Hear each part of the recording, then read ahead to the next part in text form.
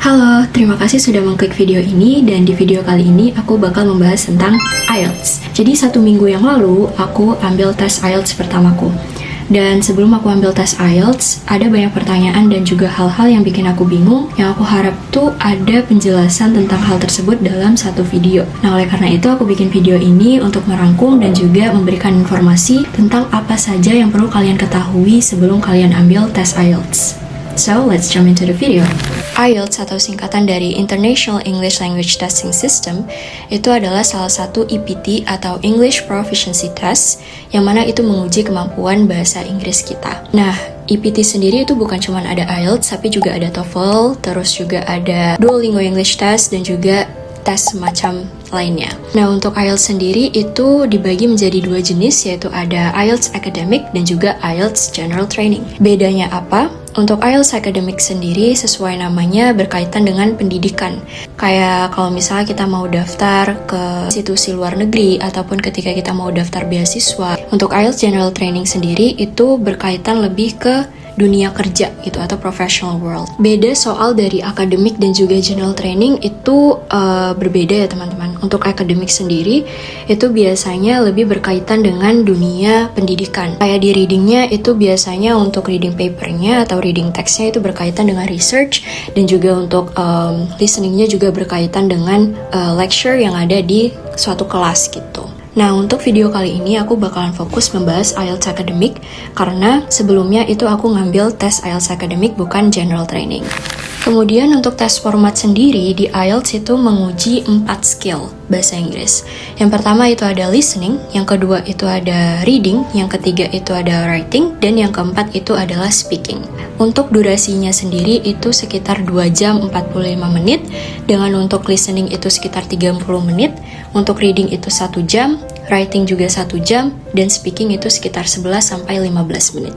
Lalu untuk detailnya, di listening sendiri terdapat 4 sections, dan di masing-masing section itu ada 1 recording dengan jumlah soal, semuanya itu adalah 40 soal yang harus kita jawab dalam waktu 30 menit. Untuk di reading itu ada 3 sections, dan di masing-masing section akan ada 1 reading text, dan jumlah soalnya itu ada 40 soal dalam kurun waktu 60 menit atau 1 jam. Lalu kemudian untuk writing itu ada 2 task atau 2 esai yang harus kita tulis. Di task pertama itu waktunya adalah 20 menit dengan minimal kata 150 kata. Untuk di task 1 sendiri itu tugas kita adalah untuk merangkum data yang sudah diberikan di soal. Dan untuk di task 2 itu waktunya 40 menit dengan minimal kata 250 kata. Lalu untuk di task 2 itu kita memberikan opini terhadap case yang sudah ada di soal tentang kayak kita agree atau disagree atau menurut kita penyebabnya apa atau akibatnya apa tentang opini kita di task 2 dalam waktu 40 menit. Lalu kemudian di speaking itu waktunya kurang lebih 11-15 menit. Ada 3 part. Di part 1 itu lebih ke tentang daily life kita. Lalu di part 2 nanti ada cue card. Kita dikasih waktu 1 menit untuk mempersiapkan jawaban kita dan 2 menit untuk ngomong atau 2 menit untuk ngasih tahu jawaban kita itu apa.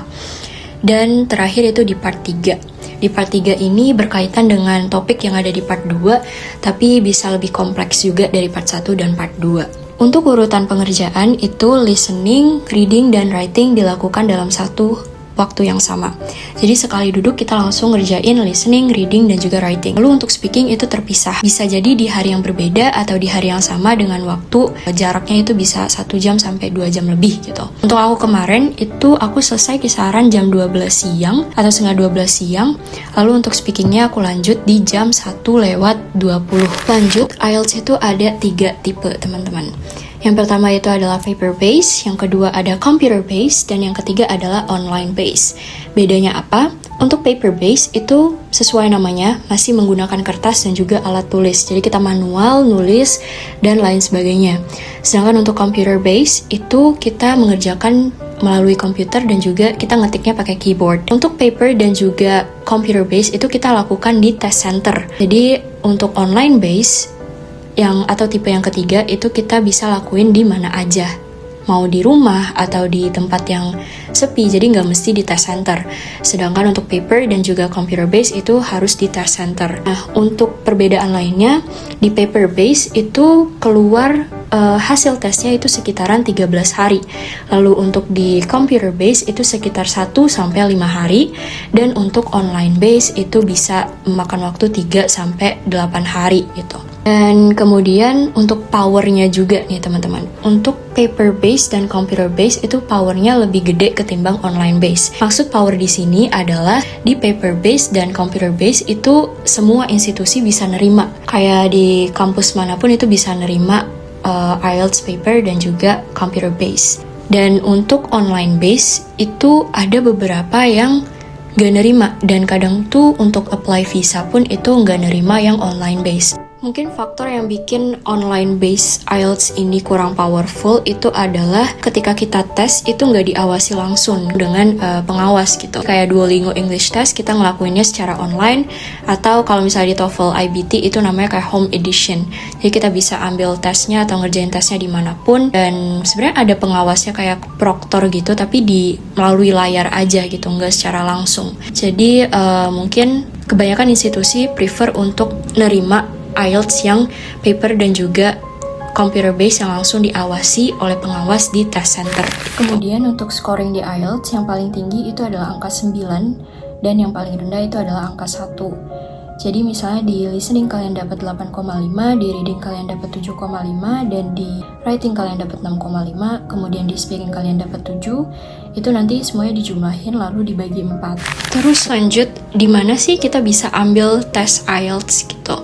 Di Indonesia sendiri itu ada 2 lembaga yang menyediakan tes IELTS resmi, yaitu yang pertama British Council dan yang kedua itu adalah IDP. Nah, untuk aku sendiri kemarin itu aku ambil di British Council.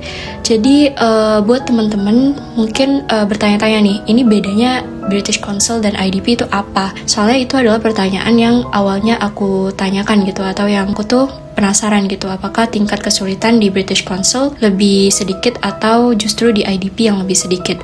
Dan jawabannya itu adalah gak ada yang lebih susah, gak ada yang lebih mudah. Karena apa? British Council dan IDP sendiri itu untuk bank soalnya pun sama.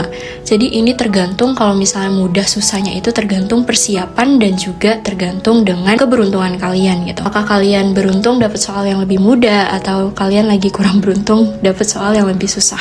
Jadi itu tergantung dari persiapan dan juga luck kalian. Tapi tenang, ini ada beberapa faktor yang bisa bantu kalian untuk dijadikan consideration untuk milih British Council atau IDP gitu ya.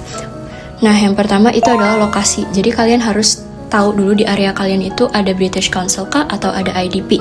Kalau misalnya ada salah satu aja ya mau gak mau kalian tes di salah satu itu gitu, di satu-satunya tempat itu. Nah, tapi kalau misalnya di daerah kalian ada dua-duanya, kalian bisa consider waktu. Jadi yang kedua itu adalah waktu.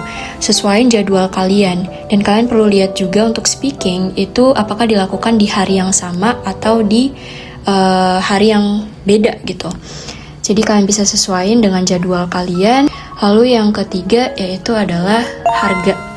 Jadi untuk harga IELTS sendiri itu rata-rata sama ya, 3 juta sampai 3.500.000-an gitu. Untuk kemarin aku pakai British Council karena lagi ada promo. Dari 3.400.000-an jadi 3.090.000. Lumayan banget, bisa hemat kayak 400-an ribu. That's why aku milih British Council kemarin. Lalu kemudian kalian juga perlu consider test centernya. Jadi setelah kalian tahu di area kalian ada beberapa test center, kalian perlu lihat reviewnya dulu di Google. Kenapa itu menjadi penting? Karena aku pikir ya semua test center sama aja gitu, pelayanannya bagus. Tapi ternyata enggak, teman-teman. Ternyata aku ada lihat beberapa review test center yang emang kurang bagus. Itu bakal mempengaruhi jalan tesnya kita ya, dan bakal mempengaruhi hasil tes kita. Jadi usahakan pilih test center yang pelayanannya bagus. Kalau misalnya ada problem dan trouble ketika kita mengerjakan tes, reaksi mereka juga cepat. Untuk fasilitasnya juga sangat memadai. Nah, kemudian kita bakalan bahas tentang sumber belajar IELTS. Yang pertama, aku tuh bertanya-tanya ya, perlu nggak sih sebenarnya tutor atau perlu nggak sih les IELTS gitu ya? For information, aku les IELTS sama 1 bulan persiapan. Dan setelah aku les dan juga mulai mengerjakan tes dan setelah dapat hasil tes, menurutku les itu perlu, tapi ada catatannya ya. Jadi itu tergantung dari kemampuan bahasa Inggris teman-teman yang sekarang. Jadi untuk tingkatan skill bahasa Inggris itu atau tingkatan level bahasa Inggris itu ada 3 ya. Dari basic, intermediate, sampai advance. Kalau misalnya teman-teman masih berada di level basic, saranku tetap perlu tutor ya, atau tetap perlu les. Dan lesnya bukan langsung les persiapan IELTS, tapi kalian harus set fundamental dulu bahasa Inggris kalian untuk paham, mulai dari dengerin orang ngomong ataupun bisa nyusun kata untuk ngomong sendiri gitu. Jadi perlu tutor. Dan untuk teman-teman yang intermediate dan advance pun menurutku perlu juga tutor. Perlunya tapi nggak di semua skill set, tapi at least untuk di speaking dan juga writing itu kalian ada tutornya gitu. Karena apa? Menurutku sendiri untuk listening dan juga reading tuh masih bisa kita belajar otodidak gitu. Tinggal familiarin aja bentukan tesnya atau bentukan soalnya kayak apa, terus juga manage waktunya. Menurutku itu fine sih untuk otodidak aja. Cuman untuk di writing dan juga speaking ini krusial karena kita perlu feedback dari orang. Kita perlu feedback, kadang tuh untuk di writing kita nggak bisa lihat kesalahan kita, kadang kita juga nggak bisa lihat kekurangan tulisan kita tuh di mana. Tapi dengan proofread dari orang yang udah paham gitu atau orang yang lebih bahasa Inggrisnya lebih baik dari kita, mereka bisa ngasih tahu, oh ini tulisannya bisa dikembangin jadi kayak gini loh gitu. Untuk speaking pun juga kita bisa dapat feedback kayak, oh kamu udah bagus tapi perlu ada improvement di bagian apa gitu. Jadi kayak feedback dari orang itu perlu. Jadi untuk di speaking dan writing itu perlu tutor menurutku. Mungkin ada juga yang bilang kayak nggak bisa pakai AI kah? Nah untuk AI sendiri, aku juga biasanya pakai AI juga untuk feedback writing maupun speaking aku. Cuman bagi aku feedback AI dengan feedback dari orang langsung kayak kita tuh nggak bisa diskusi dengan AI. Tapi kalau misalnya dengan orang itu kita bisa diskusi dengan leluasa gitu loh. Jadi kayak dua arah yang langsung gitu secara live. Tapi kalau AI kayak kita cuman baca doang feedback dari mereka untuk writing ya. Baca feedback mereka terus juga kita kayak nulis ulang. Tapi interaksinya tuh kayak kurang hidup gitu loh. Jadi menurutku human feedback is much better than AI feedback. Lalu untuk berapa lama sih idealnya untuk prepare IELTS gitu? Menurut aku pribadi ini juga depends on your English level gitu. Apakah kalian masih ada di basic, apa kalian udah intermediate ataupun advance. Kalau misalnya untuk basic, kalian harus set fundamental dulu nih di bahasa Inggris gitu. Kalian harus paham dulu kayak grammarnya, vocabulary, memperkaya vocabulary kalian. Jadi kayak waktunya bakalan lebih lama. Kalau menurutku itu 3 bulan minimal. Lalu untuk yang udah di intermediate itu minimal banget 1 bulan. Kita udah bisa nyusun ide kerangkanya tuh kayak apa. Cuman tuh kita struggle di grammarnya. Ini pakai verb berapa ya dan lain sebagainya gitu-gitu. Untuk menyesuaikan hal itu kayaknya butuh waktu sebulan gitu, atau ya minimal sebulan lah sampai 3 bulan gitu. Cuman kalau misalnya kalian udah merasa advance gitu kayak di bawah 1 bulan pun mungkin kalian udah bisa dapat skor minimal 7. Nah terus yang terakhir kita bakalan bahas source belajar aku selama persiapan IELTS 1 bulan kemarin. Jadi selain aku les, aku juga belajar otodidak. Dan ini beberapa source yang aku gunain untuk maksimalin preparation aku. Yang pertama itu adalah website resmi di British Council maupun di IDP. Jadi biasanya di British Council dan IDP itu mereka menyediakan mock-up test atau kayak semacam material belajar gratis gitu untuk persiapan IELTS. Tapi once kalau misalnya kalian udah beli atau udah purchase tes IELTS-nya, kalian bisa biasanya itu akses ke premium materinya gitu. Soalnya aku di British Council kemarin gitu. Terus selanjutnya aku make website ieltsonlinetest.com. Nanti aku juga tulis di description box untuk linknya. Jadi untuk di sini tuh menurutku soalnya lebih sulit ketimbang dari yang ada di website British Council maupun di IDP. Dan ya lumayan lah untuk practice kayak kalau misalnya jawab soal yang lebih susah tuh kayak gimana gitu. Dan ya ini juga menurutku tampilan mock testnya itu yang paling mirip dengan tes asli gitu ya. Jadi tampilannya bakal aku tampilin di sini. Itu mirip banget sama tes aslinya, jadi di bawah tuh ada kayak section-sectionnya, kita bisa geser-geser gitu, dan letak soalnya pun itu mirip gitu ya.